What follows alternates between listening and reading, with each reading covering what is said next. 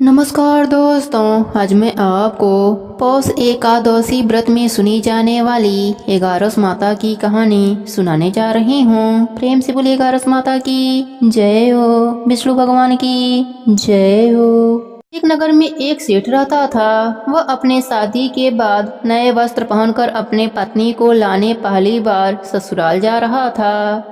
रास्ते में उसने एक गाय को तालाब की ओर जाते देखा। वह गाय पानी पीने के लिए तालाब में उतर तो गई, लेकिन कीचड़ होने के वजह से वह तालाब से बाहर नहीं निकल पा रही थी। गाय ने उस आदमी को वहां से गुजरते हुए देखा तो उसने उससे मदद के लिए कहा, लेकिन सेठ ने कहा कि मैं नया वस्त्र पहना हूँ और मैं अपने ससुराल जा रहा हूँ। अगर मैं तुम्हारी मदद करूँगा तो मेरे कपड़े गंदे हो जाएंगे। गाय माता उदास हो गईं और वह कीचड़ में धंसती जा रही थीं। गाय ने उस सेठ को श्राप दे दिया कि अब से 8 पहर बाद तू गधा बन जाएगा।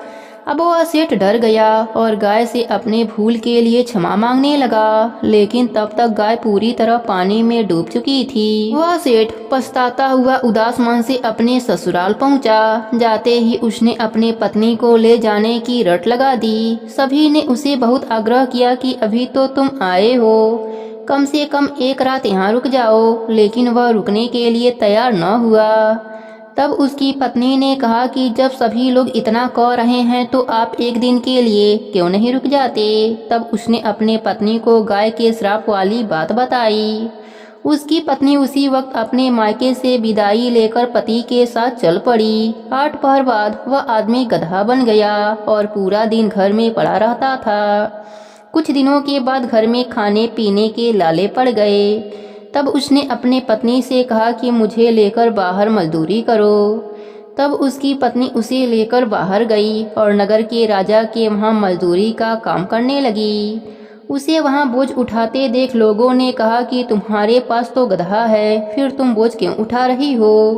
परंतु उसने कोई उत्तर नहीं दिया और अपना काम करती रही। दूर से यह सब राजा भी देख रहा था। उसने भी उसे यही कहा कि तुम्हारे पास तो गधा है, फिर तुम यह बोझ क्यों उठा रही हो। तब उसने राजा से कहा कि यह गधा नहीं है, यह मेरे पति हैं। उसने गाय के श्राप वाली पूरी बात राजा को बताई। राजा अपने नगर में विद्वानों और पंडितों को बुलाकर इसका उपाय पूछा। तब एक विद्वान ने बताया कि जिस किसी ने 101 एगारस का व्रत किया हो वह अपने पुण्य का फल इसे दे दे तो यह अपने असली रूप में आ सकता है। यहाँ हम आपको एगारस का अर्थ स्पष्ट कर देते हैं। 11 एकादशी व्रत रखने पर 1 एगारस पूरा होता है और 22 एकादशी का व्रत रखने पर 2 एगारस पूरा होता है। ऐसे ही जिसने 101 बार 11 एकादशी के व्रत किए हों उसके पुण्य के फल से वह आदमी अपने असली रूप में आ जाएगा। राजा ने अपने पूरे नगर में घोषणा करा दी, लेकिन किसी ने भी पूरे 101 एगारस नहीं किए थे। कई दिन बाद उन्हें एक बुढ़िया मिली जिसने 101 एगारस पूरा कर लिया था। राजा ने उस बुढ़िया को उसका फल देने को कहा, लेकिन वह बुढ़िया 100 एगारस एकादशी का फल देने को तैयार हुई, क्योंकि 1 एगारस का फल वह खुद अपने लिए रखना चाहती थी, जिससे कि उसे मोक्ष की प्राप्ति हो और वैकुंठ धाम में वास मिले। इतना कहकर उसने अपने 100 एगारस एकादशी का फल उस सेठ को दे दिया। तब वह गधा से मनुष्य रूप में आ गया, लेकिन 1 एगारस कम होने के वजह से गधे की पूंछ उसके शरीर से नहीं गई। एगारस व्रत की यह महिमा देखकर वह पति पत्नी एगारस व्रत करने का निर्णय लिया। वह पति पत्नी मिलकर एगारस का व्रत करने लगे। 1 एगारस पूरा होते ही सेठ की पूंछ गायब हो गई और एगारस माता की कृपा से उनका घर अन्य धन से भर गया। हे एगारस माता, जैसी कृपा आपने सेठ पर करी वैसी ही कृपा अपने सभी भक्तों पर करना।